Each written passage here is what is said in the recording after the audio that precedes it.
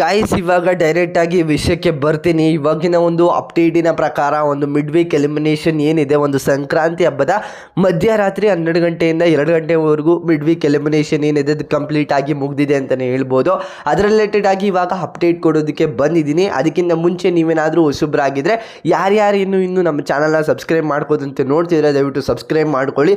ನೀವೇನಾದರೂ ಒಂದು ಸಬ್ಸ್ಕ್ರೈಬ್ ಮಾಡೋದ್ರಿಂದ ನಮಗೆ ಒಂದು ಸ್ವಲ್ಪ ಮೋಟಿವೇಶನ್ ಸಿಗುತ್ತೆ ಒಂದು ವೀಡಿಯೋಸ್ ಮಾಡೋದಕ್ಕೆ ಅಂತ ಹೇಳ್ತಾ ಇವಾಗ ಡೈರೆಕ್ಟಾಗಿ ವಿಷಯಕ್ಕೆ ಬರ್ತೀನಿ. ಅದ್ರ ರಿಲೇಟೆಡ್ ಆಗಿ ಏನು ಅಪ್ಡೇಟ್ ಇದೆ, ಇವಾಗಿನ ಒಂದು ಸೋರ್ಸ್ ಪ್ರಕಾರ ಅಂದರೆ ನನಗೇನು ಅಪ್ಡೇಟ್ ಸಿಗುತ್ತೆ ಅದನ್ನ ಸೋರ್ಸ್ ಪ್ರಕಾರ ಗೌತಮಿ ಅವರು ಎಲಿಮಿನೇಟ್ ಆಗಿದ್ದಾರೆ. ಬಟ್ ಅದಿನ್ನೂ ಕನ್ಫರ್ಮ್ ಕೂಡ ಆಗಿಲ್ಲ. ಒಂದು ಸ್ವಲ್ಪ ರೂಮರ್ಸ್ ಕೂಡ ಇದೆ ಗೌತಮಿ ಅವರು ಎಲಿಮಿನೇಟ್ ಆಗಿದ್ದಾರೆ ಅಂತ. ಬಟ್ ಒಂದು ಸಸ್ಪೆನ್ಸಲ್ಲಿ ಇಟ್ಟಿದ್ದಾರೆ ಬಿಗ್ ಬಾಸ್ ಅವರು ಒಂದು ಎಲಿಮಿನೇಷನ್ನ ಅಂತಲೇ ಹೇಳ್ಬೋದು. ಒಂದು ಸ್ಟ್ರಿಕ್ಟ್ ಆಗಿರುತ್ತೆ ಒಂದು ಎಲಿಮಿನೇಷನ್ ಪ್ರಕ್ರಿಯೆ. ಅದಾದಮೇಲೆ ಒಂದು ಅಪ್ಡೇಟ್ ಏನು ಕೊಡೋರು ಇರ್ತಾರೆ ಅವರು ಸ್ವಲ್ಪ ಪ್ರಿಕಾಕ್ಷನ್ ಇದ್ದೇ ಇರುತ್ತೆ. ಒಂದಿಷ್ಟು ಎಲಿಮಿನೇಷನ್ ಈಚೆ ಹೋಗೋಂಗಿಲ್ಲ ಆ ರೀತಿ ಎಲ್ಲ. ಬಟ್ ಅನ್ಎಕ್ಸ್ಪೆಕ್ಟೆಡ್ ಆಗೋ ಥಿಂಕ್ ಮಾಡಬೇಕಾಗಿರುತ್ತೆ. ಒಬ್ಬರು ಇವರಲ್ಲದೆ ಇನ್ನೊಬ್ರು ಎಲಿಮಿನೇಟ್ ಆಗ್ಬೋದು ಅಂತ ಪ್ರತಿ ಸೀಸನಲ್ಲೂ ಕೂಡ ಒಂದು ಮಿಡ್ ವೀಕ್ ಎಲಿಮಿನೇಷನಲ್ಲಿ ಅನ್ಎಕ್ಸ್ಪೆಕ್ಟೆಡ್ ಆಗಿ ಥಿಂಕ್ ಆಗಿ ಒಂದು ವರ್ಕೌಟ್ ಆಗೋದು. ಅದೇ ರೀತಿ ಇವಾಗ ನನ್ನ ಪ್ರಕಾರ ಅದು ಗೌತಮಿ ಅವರು ಎಲಿಮಿನೇಟ್ ಆಗಿದ್ದಾರೆ. ಬಟ್ ಇನ್ನೊಬ್ರು ಕೂಡ ಎಲಿಮಿನೇಟ್ ಆಗ್ಬೋದು, ಅಂದರೆ ಬೇರೆಯವರು ಕೂಡ ಎಲಿಮಿನೇಟ್ ಆಗ್ಬೋದು.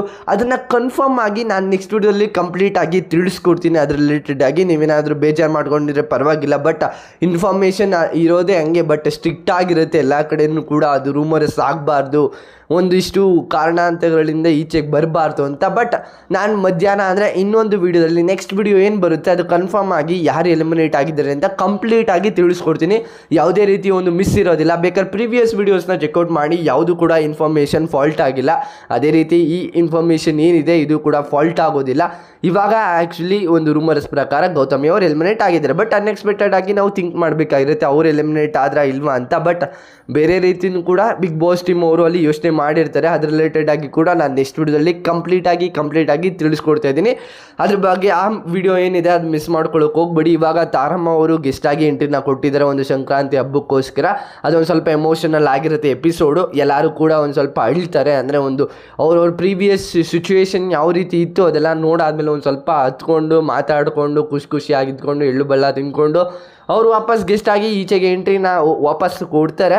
ಅಂದರೆ ಮನೆಯಿಂದ ಈಚೆಗೆ ಬರ್ತಾರೆ. ಅದಾದಮೇಲೆ ಒಂದು ಎಲಿಮಿನೇಷನ್ ನಡೆದಿರುತ್ತೆ. ಅದು ಮಧ್ಯರಾತ್ರಿಯಲ್ಲೇ ಎಲಿಮಿನೇಷನ್ ನಡೆದಿರೋದು.